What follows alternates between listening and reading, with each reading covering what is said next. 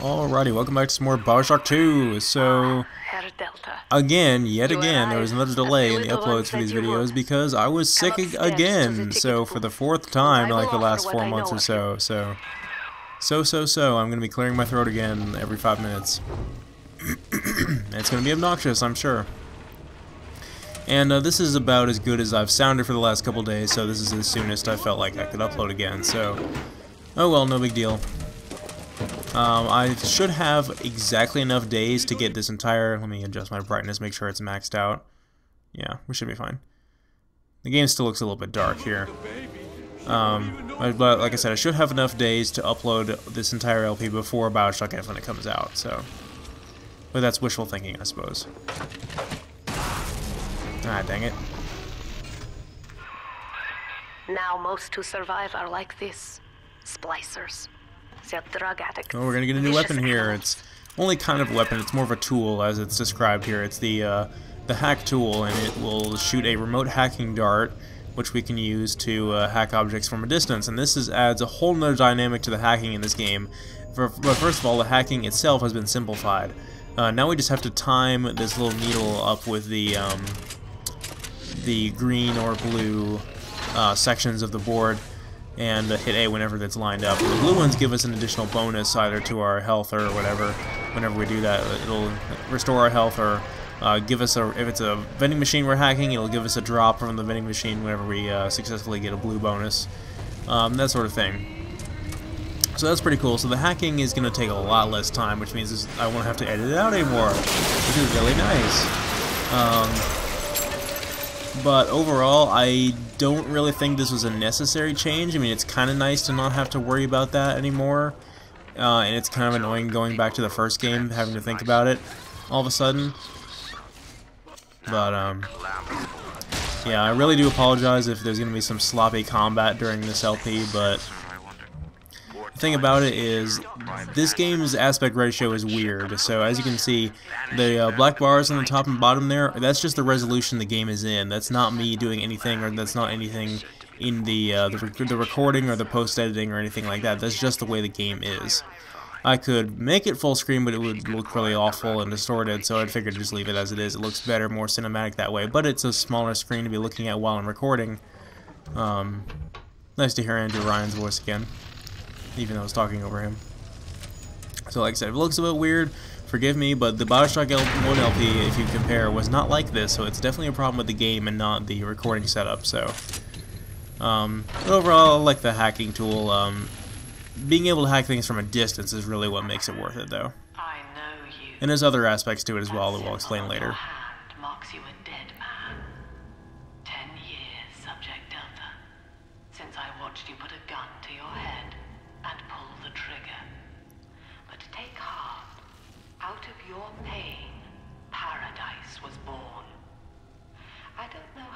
Survived, but your suffering is over now.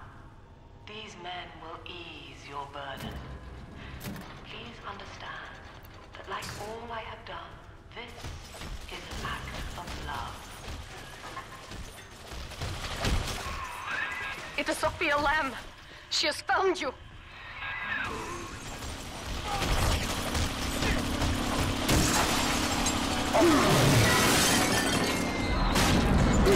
Yeah, this is totally fair.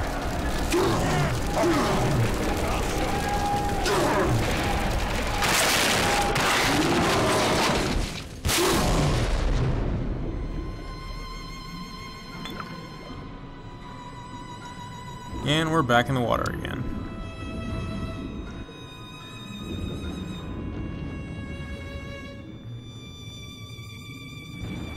So yeah, that we can't actually die in that sequence even though we run out of health, so I don't know what the deal was with that, but there's a couple of corpses hanging around here that we can loot for whatever they may or may not have.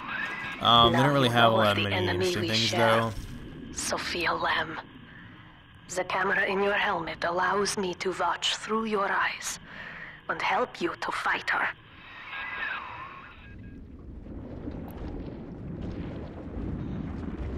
I do really like the water effect in this game though, still, seriously.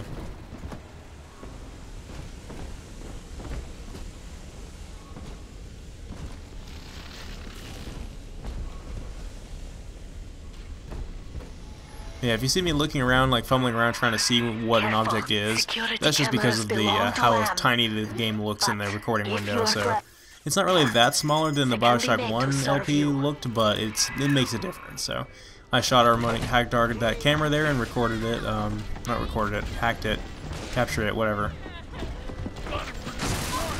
And as I said in the Bioshock 1 LP, if you see a camera, you always want to hack it.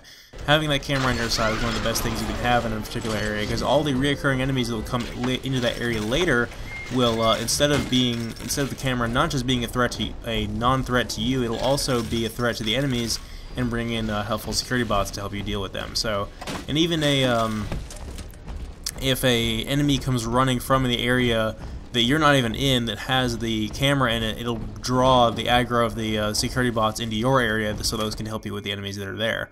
So overall, it's just a really good thing. Make sure to do it. Father, it's me, Eleanor. I know you're awake in there. I can feel it. Mother won't be able to toy with you like that ever again. This plasmid is for you.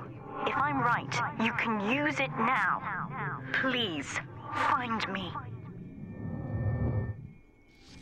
Eleanor's got to be all grown up by now. It's been 10 years. What a shame.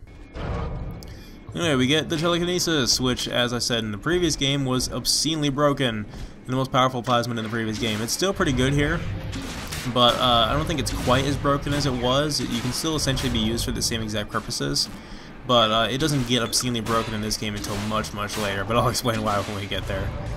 Oh, we're gonna have some fun with that. But it's pretty good for the time being. Mainly just the gameplay mechanics that rendered it useful in the previous game are not as relevant now. There are a couple of enemies that you can really exploit with it, but as I said, I think I mentioned this in the Bioshock 1 LP, that they completely removed the nitro splicer from this game and just added the ability to toss a grenade as an innate ability that the leadhead splicer can use at any given time that they feel like. So which is kind of annoying because you never really know when they're going to do it, and switching to the telekinesis on the fly like that is really difficult. But basically this is going to be our tutorial for it. There's plenty of exploding canisters here. We're going to throw them at all these guys down there by the bonfire and kill them all instantly. So yeah, it's really good for that. It just depends on what's in the environment to actually use, and honestly in this game there's not really as many exploding barrels around as I would like there to be. Even though there's a decent amount to exploit the telekinesis wherever you can. Obviously, you can still pick up corpses of dead enemies, and you can pick up the fireballs from Houdini splicers and whatnot, but we won't get to fighting those guys until much later. Are all the rage. My rails only connect the oldest parts of Rapture now. And the city's just left me behind. Plenty of cash in the bank, though. This private vehicle craze will blow over soon. It's kind of a nod to history there, how the whole, the railways were made obsolete, blah blah blah, and how people had their own personal means of transportation and whatnot, which is completely true, but again, it doesn't really make sense here in the world of Rapture, because it's like, how much manpower and resources would it take to build a freaking railroad underwater? I'm sorry, I just don't see it happening. Anyway, there's a little switch there we could use to electrify the door to open us back up into this room. That's why we couldn't get through here earlier. But there's nothing really to get if we were to backtrack, so I'm just going to ignore it. Again, sorry if I sound weird. I'm trying my best to sound normal right now. But, still, though, it makes sense for that system to have been abolished, but it does kind of date the game as well. And I like the idea of transporting by train and whatnot. Hey, look, we actually have a shadow that actually makes us look like a Big Daddy. That's pretty cool. I don't remember if we even had a shadow in the previous game. I think we did, but it was not very descriptive like that. It's obviously just a human shape instead of a Big Daddy.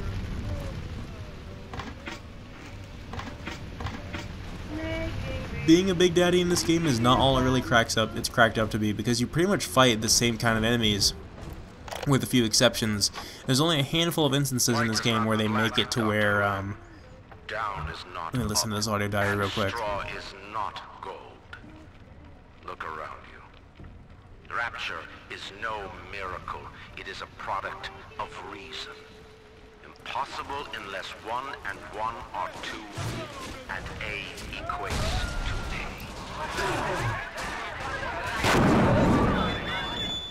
And yet, alone, each man is a prisoner to bias, dream, delusion, or the pain of a phantom limb. To one man, they are as real as rain. Reality is consensus, and the people are losing faith. Take a walk, Andrew. It is raining in rapture, and you have simply chosen not to notice.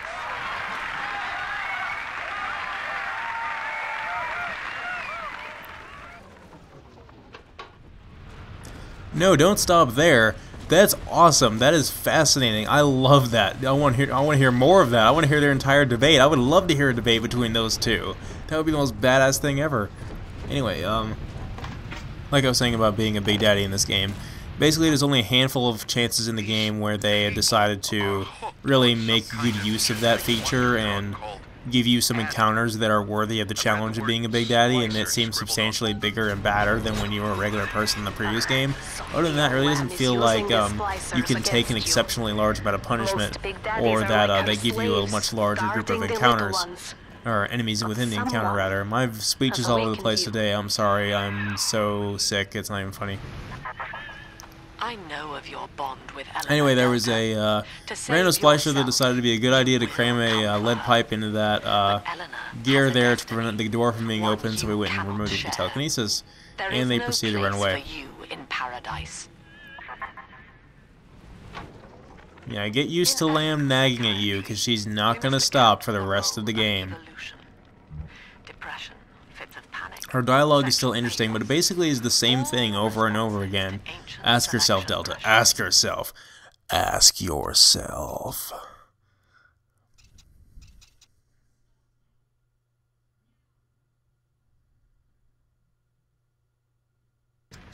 The irony is that this theory is why Ryan's people invited me here. They mistake my study of natural law for the worship of competition. Remember, Eleanor, one must know the beast before it can be slain. Let's go ahead and hack this vending machine here so I can show you the item that drops out of it when you get the blue bonus. So we get some free rivet ammo from that. That's pretty nice. Yeah, it kind of sucks we can't hold more than 5 first aid kits, but we'll get used to it. Actually, it actually balances out really well. There's that thing again. The Big Sister, as it's called now.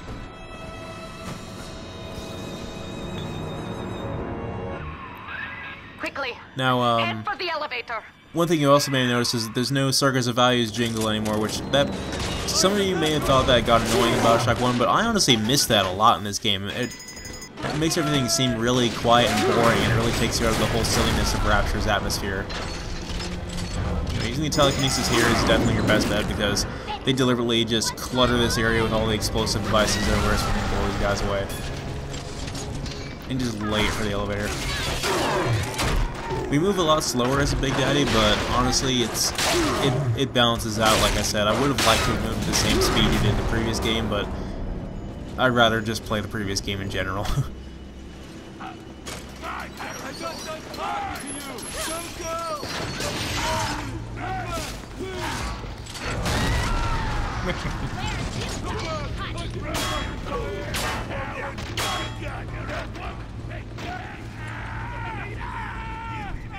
Kind of reminds me of that first scene where we're going up the elevator in the previous game. What the children tell me. You are a very old Big Daddy, bonded for life to a single little one. When you are apart for too long, your body begins to shut down like a coma. As long as the girl is in rapture, you are trapped here as well. The name of your little one is Eleanor Lamb, daughter of Sophia. She is kept at Fontaine Futuristics on the other side of the city. You must go there and save her before it is too late.